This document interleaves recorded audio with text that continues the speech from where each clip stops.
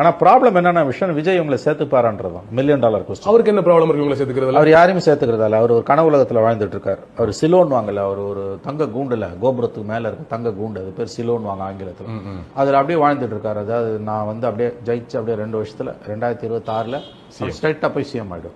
அதாவது முதல் படி 2வது படியில் நான் ஸ்ட்ரைட்டா வந்து நான் 18வது படி. பட் அவர் கூட்டணிக்கு எப்பவுமே ஒரு அழைப்பு விடுக்கக்கூடிய மெண்டாலிட்டி தானே இருக்கிறார். இப்ப போன மாநாடுல கூட கூட்டணி என்னன்னு பேசுறீங்களா, சஸ்பென்ஸோட இருங்க நடக்கணும்னு சொல்றாரு. அவர் கூட்டணிக்கு எதிரான ஆள் மாதிரி தெரியல, நான் தொடர்ந்து அதை பேசுறாரு.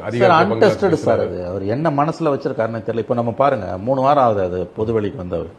மாநாடுக்கு அப்புறம் வரல, தலை காமிச்சாரு எங்கேயாவது. இது என்னங்க அரசியல்? இவர் எப்படிங்க ஒரு அரசியல் கட்சி தலைவரா நான் ஏத்துக்க முடியும், நம்ம ஏத்துக்க முடியும்? இது என்னங்க, இது என்ன அரசியல்? இது 24 மணி நேரமும் 365 நாளும் நீ இயங்கணும்.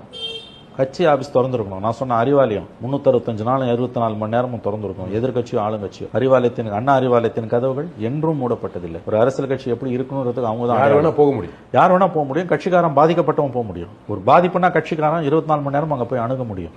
ஒரு அலுவலகத்தை சிட்டிக்கு நடுப்புற நம்ம ஏற்கனவே பேசி தொடக்க முடியல. இப்ப நான் அந்த கட்சியை அணுகணும்னா மீடியா எப்படி அணுகும்?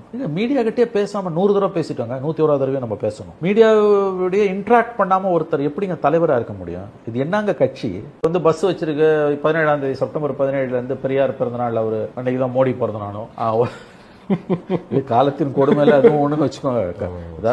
நடந்துரும். நம்ம வாழ்ற காலகட்டம் ரொம்ப வித்தியாசமான காலகட்டம். காமெடிக்கு பஞ்சமே இல்லைன்னு வச்சுக்கோங்களேன். அதாவது அதுல வந்து அவர் தொடங்குறாரு. அன்னைக்கு போய் அவர் பஸ்ல இருந்துட்டு அப்படியே ஏசி பஸ்ல இன்னைக்கு கை காமிச்சிட்டு போறாருன்னு வச்சுக்கோங்க. சுத்தி பஸ் சுத்தி கிரீஸை தடவி விடுவானுங்க. ஏன்னா எப்படியும் வந்து ஏறுவானுங்க பஸ் மேல. இந்த கூத்தெல்லாம் நடக்க போகுது. பஸ்ஸுக்கு எதெல்லாம் பண்ணுவாங்க. பஸ்ஸில் சுற்றி 30-20 கேமராவான் எல்லாம். அது அந்த பஸ்ஸை பார்க்கறதுன்னு ஒரு கூட்டம் வரும். நாங்கெல்லாம் உள்ள போய் பஸ் டூர் பண்ணுவோம். பஸ் டூர் நீங்க எல்லாம் பஸ் மீடியாலாம் நீங்க எல்லாம் போய் வந்து பஸ்ஸோட டயரை வந்து யார் உற்பத்தி பண்ணாங்களோ அந்த டயரை வச்சவனோட அசிஸ்டன்ட் கிட்ட முதல்ல நீங்க எல்லாம் பேட்டி எடுப்பீங்க. இதெல்லாம் இந்த கூத்தெல்லாம் நடக்கும்.